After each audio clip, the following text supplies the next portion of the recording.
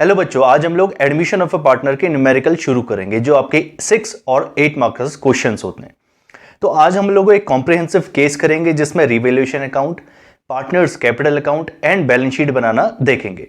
तो बच्चों एक बहुत सिंपल सा केस होगा, लेकिन जब हम बड़े क्वेश्चंस को अटेम्प्ट करने जा रहे हैं तो हमको अपना बेस बहुत मजबूत करना पड़ेगा और वो करने के लिए आपको कुछ स्टेप्स चढ़ने पड़ेंगे और यही वो पहला स्टेप होगा जो आप आज लेने वाले हैं। आई हैव द बुक, आप लोग स्क्रीन में देखिए। तो दो पार्टनर हैं मुरारी एंड वोरा, जिनकी कैपिटल गिवन है 1,20,000 1,60,000 रिस्पेक्टिवली। 1 अप्रैल 2015 को वो यादव को एडमिट करते हैं for 1/4 share in the profit, okay. और वो 2 लाख रुपए कैपिटल और 90,000 as a share of goodwill लेके आता है। तो अभी तक जो भी क्वेश्चन है ये हम लोगों को पता है इसका ट्रीटमेंट कैसे करते हैं। On that date, the creditors of Murari and Vora were 60,000 and bank overdraft was 15,000. तो लाइबिलिटी साइड के कुछ आइटम्स हम लोगों को गिवन है, इसका मतलब ओल्ड बैलेंस शीट के आइटम हम लोगों को गिवन है।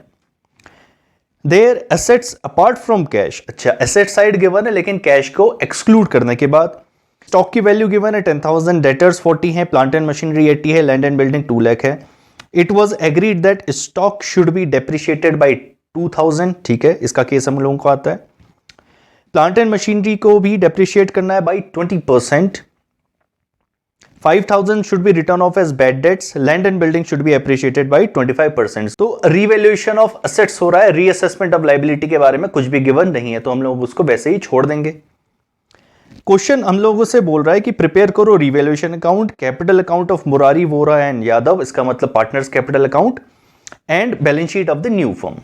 तो पार्टनरशिप के क्वेश्चंस करने का एक बहुत स्पेसिफिक तरीका होता है। कुछ बच्चे इसको सीक्वेंस में करते हैं, लेकिन आपका समय बचाने के लिए और आपकी मेहनत बचाने के लिए आप लोगों को इसको एक साथ करना बड़ा जरूरी है। तो आप एक बड़ा सा रजिस्टर लीजिए जिसमें आप सारे न्यूमेरिकल्स को परफॉर्म करेंगे और उसमें फॉर्मेट्स को ड्रॉ करना सीखिए। अब आप क्वेश्चंस देख के शुरुआती दौर में तो पता नहीं लगा पाएंगे कि ये कितना बड़ा अकाउंट बनाना पड़ेगा, लेकिन जैसे जैसे आपकी प्रैक्टिस होगी वैसे आप ये जान पाएंगे कि आपको रिवैल्यूएशन अकाउंट कितना बड़ा बनाना पड़ेगा, पार्टनर्स कैपिटल अकाउंट कितना बनेगा और बैलेंस शीट कितनी बड़ी बनेगी। उसके हिसाब से आप अपना फॉर्मेट पहले से ही ड्रॉ कर लेंगे। लास्ट में हम लोगों को वर्किंग नोट बनाना पड़ेगा। तो मैं कुछ एग्जाम्पल आपको देने वाला हूं कि आप किस तरीके से अपने फॉर्मेट्स को बना सकते हैं। पहले एग्जाम्पल में हम लोगों ने वर्टिकल फॉर्म देखा हुआ है पार्टनर्स कैपिटल अकाउंट का, दूसरे फॉर्म में हम लोगों ने उसको हॉरिजॉन्टल रखा हुआ है। तो आप किसी भी तरीके से बना सकते हैं। तो लेट्स बिगिन। इस क्वेश्चन में आप लोगों को ओल्ड बैलेंस शीट के आइटम्स गिवन है, लेकिन बैलेंस शीट फॉर्मेट में गिवन नहीं है, जैसे कि आपको फाइनल अकाउंट में आदत थी। तो अगर आप चाहें तो पुरानी बैलेंस शीट भी बना सकते हैं और ये काफी बुक्स में आप लोगों को एक स्पेसिफिक नाम से गिवन होती है, that is memorandum balance sheet. पुरानी बैलेंस शीट बनाने की जरूरत क्यों पड़ रही है? क्योंकि क्वेश्चन में ही बड़ा स्पेसिफिक है कि एसेट साइड गिवन है लेकिन एक्सक्लूडिंग कैश गिवन है। तो ये बहुत सिंपल है, आप वर्किंग नोट में भी इसको निकाल सकते हैं। अगर आप बनाना चाहें पुरानी बैलेंस शीट तो वो भी बना सकते हैं, मैं आपको तरीका दिखा देता हूं। तो अगर हम पुरानी बैलेंस शीट को बनाएं तो मैं इधर को पुरानी बैलेंस शीट को आपको ड्रॉ करके दिखा देता हूं। ये हमारी बैलेंस शीट का फॉर्मेट है। आपको सारे के सारे एसेट्स गिवन है, आपको स्टॉक गिवन है, आपको डेटर्स गिवन है, आपको लैंड एंड बिल्डिंग गिवन है, आपको प्लांट एंड मशीनरी गिवन है और आपको कैश भी गिवन है लेकिन अमाउंट नहीं गिवन है, तो इसको मैंने स्टार बना दिया। क्रेडिटर्स गिवन है एंड बैंक ओवरड्राफ्ट गिवन है, bank OD given. Yes, capital of M and V is given, ठीक है। ये सारे आइटम्स आपको गिवन है। अब ये बहुत ही सिंपल सा केस है। अगर हम देखें कि assets equals to capital plus liability के फॉर्मेट में हम लोगों को गिवन है कैपिटल का amount, yes given, liabilities yes given, assets given, but assets given है, इसमें से अगर मैं कैश को हटा दूं तो असेट्स गिवन है लेकिन कैश का अमाउंट नहीं गिवन है। तो कैश का अमाउंट तो हम लोग बहुत सिंपल तरीके से निकाल सकते हैं। मैं दोनों तरीके से आपको निकाल को दिखा देता हूं। So let's see, stock is given 10,000, 1,20,000 given है आपकी कैपिटल और 1,60,000 गिवन है वोरा की। डेटर्स गिवन है 40,000 के प्लांट एंड मशीनरी गिवन है 80,000 की,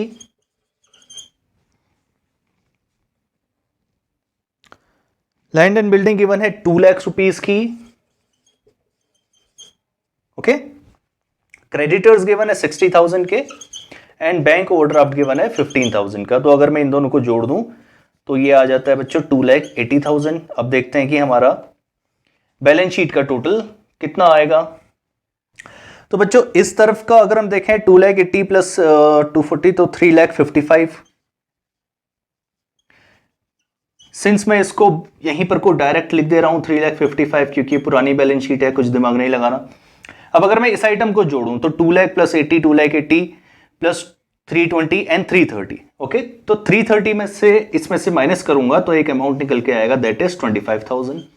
तो मुझे अपने कैश का अमाउंट पता चल गया, ठीक है। ये बैलेंस शीट हम लोगों ने इसीलिए निकाली कि सारे आइटम्स हम लोगों को नोन हो जाए। अब अगर इस तरह से देखें तो 2,80,000 हमारी कैपिटल है प्लस 75,000 हमारा लाइबिलिटीज है। इन सबको टोटल करके हमारा आता है 3,30,000 प्लस कैश। तो कैश को मैं इधर रहने देता हूं और फिर वही हो जाएगा कि 3,55,000 माइनस 3,30,000 बिकम्स 25,000। तो कैश की वैल्यू हम लोगों को पता चल गई। तो आप लोगों को पता है कि मेमोरेंडम बैलेंस शीट बनाई क्यों जाती है, to know all the items of the old balance sheet. अब आपके रजिस्टर में तो आप लोगों ने फॉर्मेट ड्रॉ कर दिया, लेकिन मेरे बोर्ड में एक रेस्ट्रिक्शन है कि मैं सारे आइटम्स को ड्रॉ करके नहीं बना सकता। तो मैं 1 बाय 1 अकाउंट बनाते रहूंगा और आपको केसेस को समझाते रहूंगा। तो शुरू करते हैं। तो बच्चों जैसे हम लोगों ने गुडविल और पुराने केसेस में देखा है कि हम लोगों ने कुछ स्टेप्स फॉलो किए थे वर्किंग नोट बनाते समय, सेम स्टेप्स आपको 6 और 8 मार्कर्स में भी करना है। तो पहला स्टेप देखते हैं।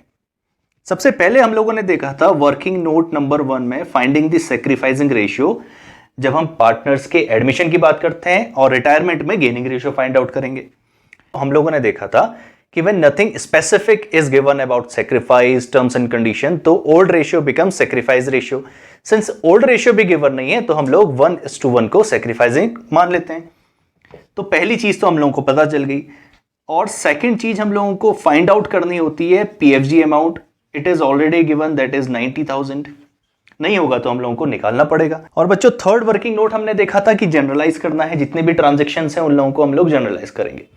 सिंस ये आपकी अभी जरूरी नहीं है क्योंकि आप लोगों को डायरेक्ट रिवैल्यूएशन अकाउंट प्रिपेयर करने के लिए बोला जा रहा है, लेकिन मैं चाहता हूं कि शुरुआती क्वेश्चन में आप ये हैबिट बनाएं ताकि आप लोगों को generalize at the same time account preparation की हैबिट पड़ जाए।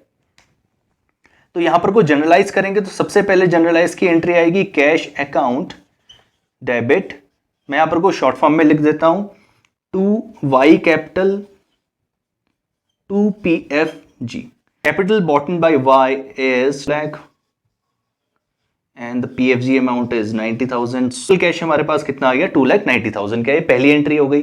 Second entry distribution of PFG होती है, आप भी अपने कॉपी में लिखिए और मैं इसको यहां पर को लिखता हूं। तो हम लोगों ने देखा कि PFG account debit to MV capital account, और इस 90,000 का पोर्शन हो जाएगा 45 since sacrifice ratio is equal, okay.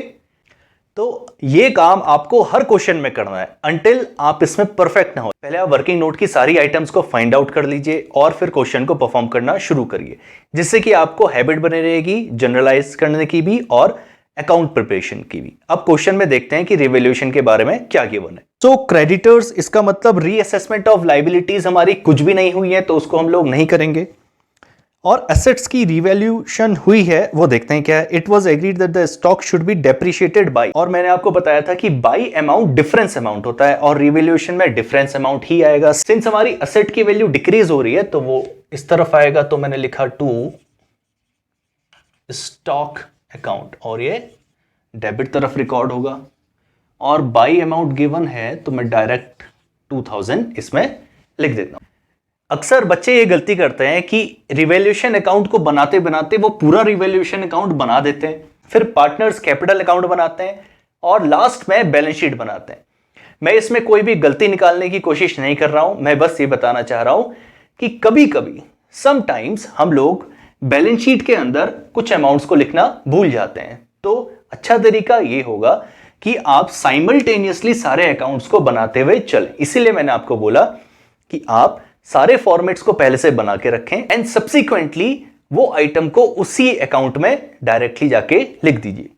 Since adjustments की 2 ट्रांजैक्शंस होती हैं, ये हमने फाइनल अकाउंट में देखा था, तो इस एडजस्टमेंट की भी दूसरा इफेक्ट भी जरूर होगा, वो हम लोग बैलेंस शीट में रिकॉर्ड करेंगे।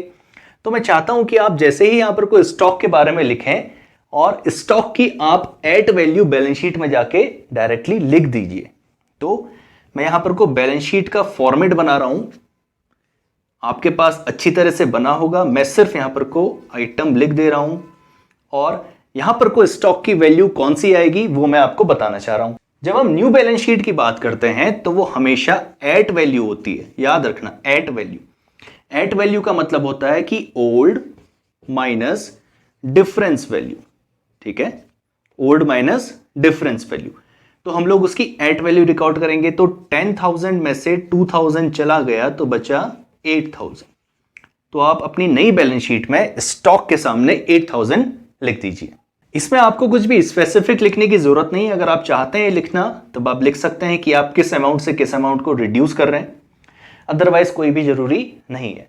और ये जो आपने आज आदत डाली है इसका फायदा आप अपने 8 मार्कर्स में देखेंगे 1 महीने 2 महीने बाद, जब आप बैलेंस शीट, रिटायरमेंट, डेथ और डिसोल्यूशन के क्वेश्चंस कर रहे होंगे। After stock plant and machinery depreciate हो रहे हैं लेकिन परसेंटेज गिवन है। ओके, सिंस डिक्रीज का केस है तो हम लोग बोलेंगे प्लांट एंड मशीनरी अकाउंट। बच्चों मैं शॉर्ट में लिख रहा हूं, आप लोगों को पूरा लिखना है, याद रखिए बोर्ड में शॉर्ट नहीं चलेगा, प्रैक्टिस करते समय चल सकता है। एट द रेट 20%, तो प्लांट एंड मशीनरी की वैल्यू है हमको गिवन 80,000। 80,000 का 20% हो जाएगा बच्चों 16,000। और हम लोग डायरेक्टली यहां पर को प्लांट एंड मशीनरी जाके लिख देंगे 64,000। After plant and machinery 5,000 should be written off as bad debts. तो बैड डेट्स के बारे में गिवन है, तो बैड डेट्स को हम लोगों को यहां लिखना है, जो अमाउंट गिवन है 5,000 का, और डेटर्स की अमाउंट हम लोगों को गिवन है 40,000 की। तो 40 - 5 बिकम्स 35,000। मैं इसको एज अ वर्किंग नोट दिखा रहा हूं, आप लोगों को फेयर में अच्छी तरह लिखना है। नेक्स्ट आपको गिवन है कि land and building is appreciated by 25%। Land and building की एप्रिशिएशन हुई है, तो एप्रिशिएशन को हम लोगों को यहां रिकॉर्ड करेंगे by land and building account. So the amount given is 2 lakh. तो 2 लाख का 25% आ जाएगा 50,000।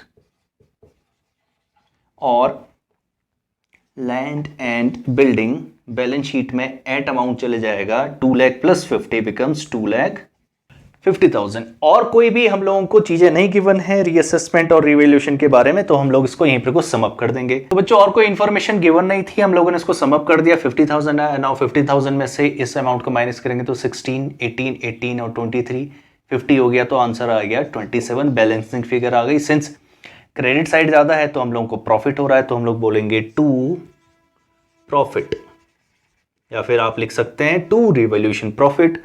और ये ट्रांसफर हो जाएगा, transfer to partners capital account. कौन से? Old partners capital account. तो यहां पर को एम और वी का नाम आ जाएगा। Old profit sharing ratio given नहीं है तो इक्वल कर देते हैं। तो 13,500 एम के पास चला गया, 13,500 वी के पास चला गया, और ये 27,000 हमारा बैलेंस बन गया। तो आप इसको बैलेंसिंग फिगर करके भी दिखा सकते हैं, ठीक है।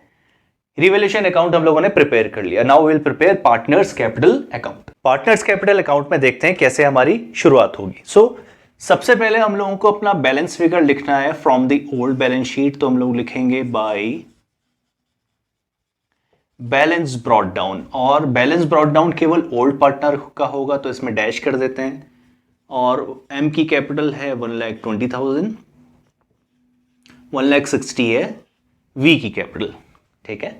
अब लिखेंगे जो नई कैपिटल आई है उसको, तो हम लोग लिखेंगे बाय कैश अकाउंट, और जो नया कैपिटल है वो है वाई का, and that is 2 lakh.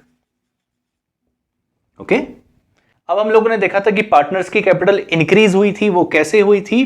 By premium for goodwill. PFG amount से पार्टनर्स की कैपिटल इंक्रीज हुई थी, दैट टू फॉर 45,000 ईच, और 90,000 का भी हम लोगों ने ट्रांजैक्शन देख लिया। इसके बाद हम लोग देखेंगे कि रीवैल्यूएशन का क्या ट्रांजैक्शन था। रीवैल्यूएशन से प्रॉफिट हो रहा था तो हम लोग लिखेंगे बाई रीवैल्यूएशन प्रॉफिट, और रिवैल्यूएशन का प्रॉफिट था 13,500 ईच, 13,500 ईच। ये भी केवल ओल्ड पार्टनर्स के बारे में बात हो रही है। लास्ट लेक्चर में हम लोगों ने देखा था कि free reserves, accumulated profit, accumulated losses का ट्रांजैक्शन, सिंस इसमें हम लोगों को कुछ भी गिवन नहीं है तो हम लोग उसको लेफ्ट आउट कर देंगे। पार्टनर्स कैपिटल अकाउंट में इस क्वेश्चन में बस इतने ही आइटम है हमारे पास, तो हम इसको सम अप कर देते हैं। 120 प्लस 145 165 एंड प्लस करेंगे तो 1,78,500 आ जाएगा।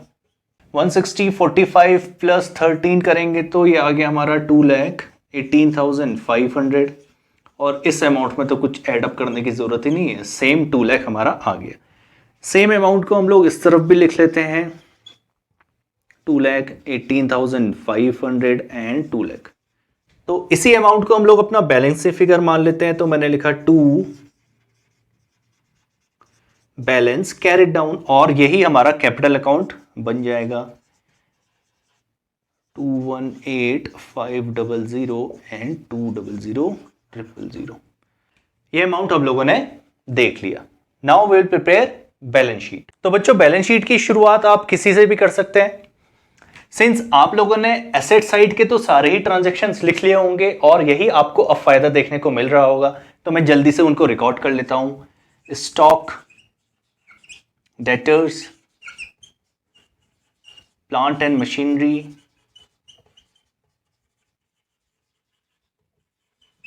लैंड एंड बिल्डिंग, और लास्ट आइटम था बच्चों हमारा कैश, और इसको हम लोगों ने स्टार बना के रखा हुआ था। इस तरफ हम लोगों को गिवन था क्रेडिटर्स, उसकी वैल्यू में कुछ भी इंक्रीज डिक्रीज नहीं था तो मैं डायरेक्ट 60,000 लिख रहा हूं, और फिर गिवन था बैंक ओवरड्राफ्ट, और इसकी वैल्यू में भी कुछ भी रीअसेसमेंट नहीं हुआ था। फिर गिवन थे हमको कैपिटल अमाउंट, और अब हम लोगों ने पार्टनर्स कैपिटल अकाउंट से नए कैपिटल फिगर्स निकाल लिए हैं। तो ये था 1,78,500, ये था 2,18,500, और ये हमारा निकला था 2 लाख का। जब हम इन तीनों को जोड़ देंगे तो हमारे पास कैपिटल आ जाएगी 2 प्लस 4 5, और 5,97,000 हमारी कैपिटल अमाउंट आ गया। और अगर लाइबिलिटीज तरफ को पूरा कर दें तो ये अमाउंट आ जाएगा 6,72,000।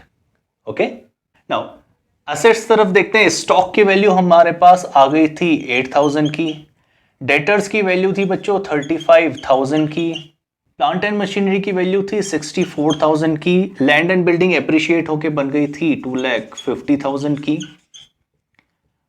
और हम लोगों ने अपने वर्किंग नोट से ये फाइंड आउट कर लिया था कि 25,000 का हमारे पास पुराना कैश पड़ा हुआ था।